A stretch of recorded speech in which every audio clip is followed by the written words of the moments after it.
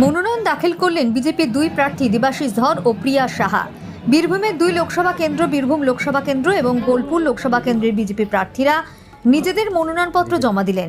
এদিন তারা বীরভূম জেলাশাসক দপ্তরে নিজেদের মনোনয়নপত্র জমা দেন।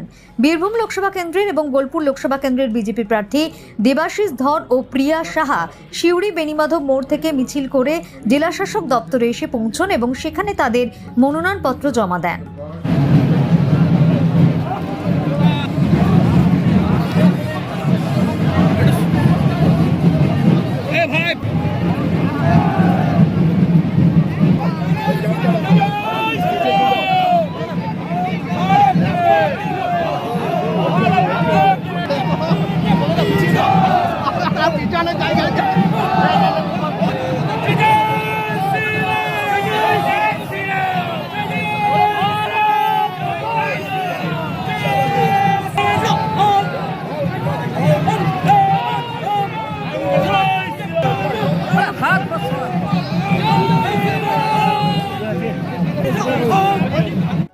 আজকে আমরা সার্কিট হাউস থেকে আমি আর বোলপুরে যিনি ক্যান্ডিডেট রয়েছেন প্রিয়া সাহা দুজনে মিছিল করে সঙ্গে আমাদের দুই জেলার ডিস্ট্রিক্ট প্রেসিডেন্ট এবং অন্য কার্যকর্তারা রয়েছেন, তারা সবাই মিলে মিছিল করে এলাম।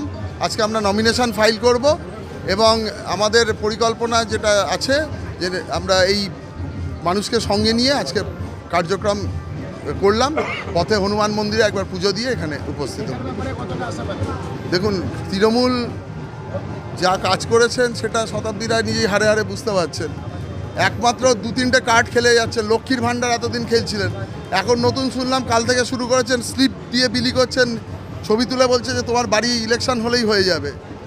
মানে দেখুন, নির্লজ্জতা। আর কাজ তো করেননি কিছু। সেন্ট্রাল গভর্নমেন্টের টাকা সেটাও ব্যবহার করতে পারেন। এখন মানুষকে, গরিব মানুষকে ঠকাতে ঠকাতে ঠকাতে ঠকাতে মানুষ ঠকতে ঠকতে ক্লান্ত। ফলে হারা নিশ্চিত জেনে সব দিক থেকে ওরা চেষ্টা করে যাচ্ছে যে কি করে শেষ দুর্গ বাঁচানো যায়।